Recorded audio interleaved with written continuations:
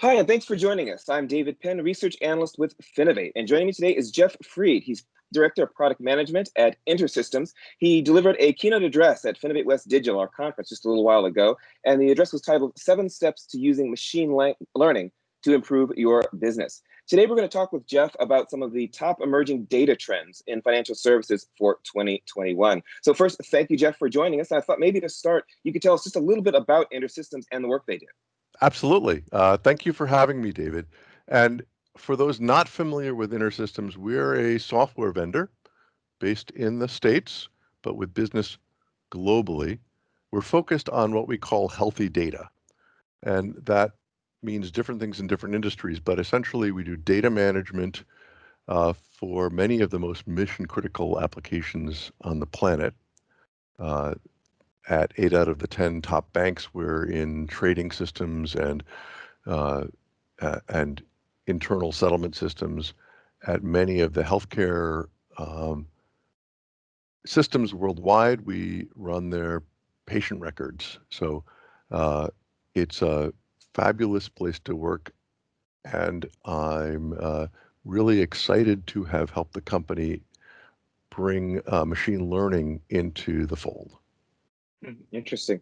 One of the things that we talked about a little bit in the back before we got started was the idea that InterSystems is one of those companies that does a lot of work that people don't see, but it is in a lot of the places where people actually do their transactions and do their business. Absolutely. We're sort of a little known power uh, inside, sort of Hmm. uh, the way you would think of like an Intel Inside. A lot of our uh, sales are through other software companies that you might have heard of. In healthcare, it's the likes of Epic and Cengage, and financial services, it's people like Broadridge that are the building software on top of ours and then providing it to the market. Excellent. So let's take a look at some of the things that you brought up in your presentation. At West Digital, there were sort of three key trends or topics that you highlighted, and I sort of thought we could maybe talk a little bit about them individually. I'll go ahead and highlight them first for our audience. They were adaptive analytics and machine learning, the idea of providing predictions and situational intelligence, which I think is a really important concept. The second was the idea of business user empowerment, especially as it relates to using analytic tools. And then the third was the idea of resilience at both the technical and the overall business level. And I thought maybe we could talk about each of those, maybe going sort of back up through the list to sort of get an idea of why you think those are particularly pertinent things for people to keep in mind as we think about data in financial services. And perhaps we could start with that concept of resilience. What do you mean by that? Why is it important and how is it achieved? Really good question. I think prior to this year, we would be talking about business agility as a key thing, every business trying to get competitive advantage by moving faster and faster. But it's Hmm. been a tumultuous time in finances. Trading volumes have been up and down in a very, very volatile way. Uh, in a lot of our other verticals, the same thing is happening. So resilience means your ability to weather the storm and adjust. Mm. And all of our customers have had to adjust to the pandemic in ways that they would not have foreseen before. So the Truly. business resilience is a really big deal, and you need uh, to do that. You also need both data for insight, so you can steer, Hmm. and technical resilience, the kind of thing that an architect would look at around fault tolerance, mean time to repair, and the ability to handle highly volatile situations, as we Hmm. have seen in the markets for the last 6 months. Truly, truly. It's a really interesting concept, and I definitely like it as an evolution from agility and business agility, which just a few years ago was everywhere, every commercial. The idea was move, move, move, move, move. Then you hit a crisis, you hit a challenge, and you find out that being fast is a virtue, but there's certainly a lot more to it. Yeah, absolutely. If you have an athlete that can run really fast but can't uh, duck and weave, they're not going Mm. to work well at a, uh, let's say, at a football tourney, Hmm. whether it's American football or what the rest of the world uses as football. Absolutely. Agility is a necessary but not sufficient feature in many respects. Absolutely. So resilience uh, comes up all over the place, especially in people's ability to use their data for more insight and Hmm. quickly look at both what if scenarios so they're prepared for things, or uh, I'll call it oh shit scenarios where the world has changed and you really need to change your strategy and be on top of the details. Hmm. Uh, Yeah, interesting, interesting.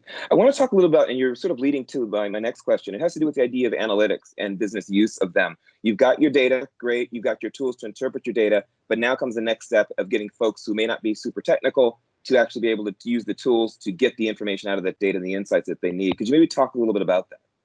oh, absolutely. And I don't think this is particularly new that we talk about user empowerment. I think our standards have all gone up dramatically over the last decade, especially when Hmm. it comes to analytics tools.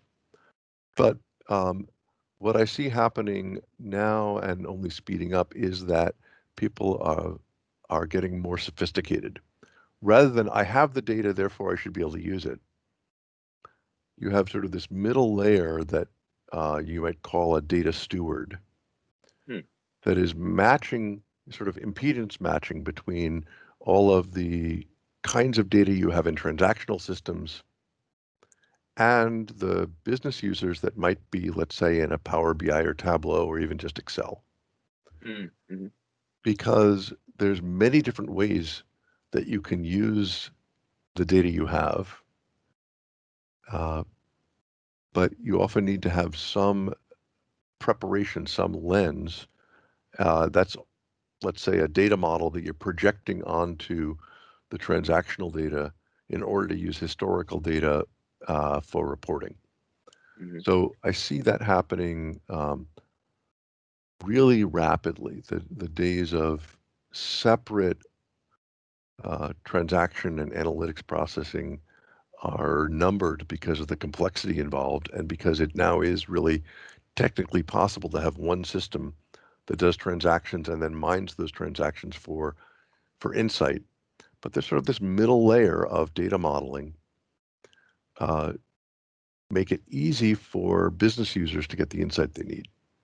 Hmm. Uh, InterSystems has a new offering we call adaptive analytics that does that, that lets you use data that might be in several different silos and join it together. As far as the Tableau user is concerned, it's all just one model, Hmm. Hmm. but you might have one projection that's used, for example, for wealth management analysts to give people self-service access to their portfolio, and another projection of the same data and more that's used by the automated trading systems. Hmm. Certainly, certainly. One thing that's interesting, getting to talk to someone like yourself, works for a company like InterSystems, is the, as you mentioned, the breadth of verticals that you get to expose to, and some of the challenges that you see in, for example, healthcare compared to financial services and so forth. So I'm a bit curious, and maybe some of our listeners might be curious about some of the things that you find unique about financial services use of machine learning and some of these technologies compared to some of the other industries that you work with. Yeah, that is really fascinating, and I touched on this in my keynote if people want to go back and look at it. But for machine learning in particular, um, I think across all verticals, people are looking to get smarter and to take advantage of this new technology. You can't look anywhere without people talking about AI and machine learning. Mm-hmm.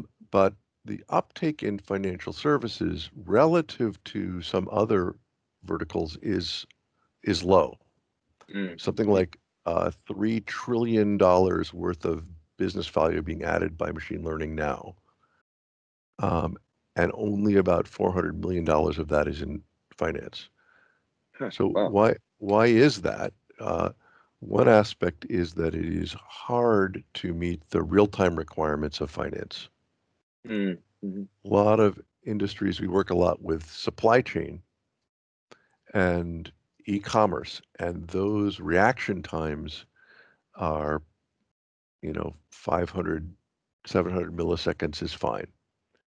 That's not good enough if you're at a trading desk. Right. Yeah. We work a lot in healthcare, and probably manage 3 billion patient records. Mm. So it's as mission critical or as life critical as the data you find in financial services, but the appetite for speed is much stronger in financial services. Uh, from a machine learning standpoint, there's batch analytics being done in every industry. You're going to look and spend a month analyzing things and look for a better uh, approach. Mm-hmm. But there's a much greater appetite for real-time machine learning in financial services. Everything from automated trades to, let's say, looking at credit risk Mm-hmm. on the spot when you have an application right now. Right. Right. The other thing that I don't see in other segments is this, uh, I'll say, competitive nature, that the way that one financial firm acts towards the market Mm. changes the market. Hmm. So you have these sort of game theoretical problems where your optimal strategy from a machine learning standpoint works if it's just you, but then you'll have another firm, when they start using the same strategy, you have to change your strategy. Huh. Interesting. And that leads to what is called non-stationary systems. So the need to adapt your system is different for those kind of scenarios that I see happening in these sort of competitive finance situations. Mm. Wow. Very, very interesting. I hadn't. Again, I think of finance, healthcare. They all have their individual issues, healthcare and HIPAA, different things, regulations in finance. But just some of the mechanical practicalities of finance that you introduce, real-time needs and things like that, I think are some things that really kind of have to be reinforced and can kind of be overlooked a little bit in terms of just how unique some of the needs when it comes to data and finance are compared to other industries. Yeah, I don't think it means that financial services firms have to all use bespoke software. I think that I see a lot of trends towards pre-built buying applications. We provide a platform that people build on top of, and increasingly I'm seeing our customers buy from people in addition to us that are running on that platform. Hmm. But I do think that there's a competitive advantage in technology that most financial firms uh, both believe in and have lived by. Mm-hmm. Uh, and for the mid-tier, I mostly see a hunger for catching up with the big boys. Mm, sounds good. Sounds good. I have one other question that I had, maybe by way of closing, that come to mind, and it has to do with something that you wrote about in August, having to do with businesses in this sort of current COVID crisis scenario. And I thought it was really interesting, and again, maybe a nice way to finish up. And you warned that companies should avoid treating any COVID-induced slowdown in business activity as downtime.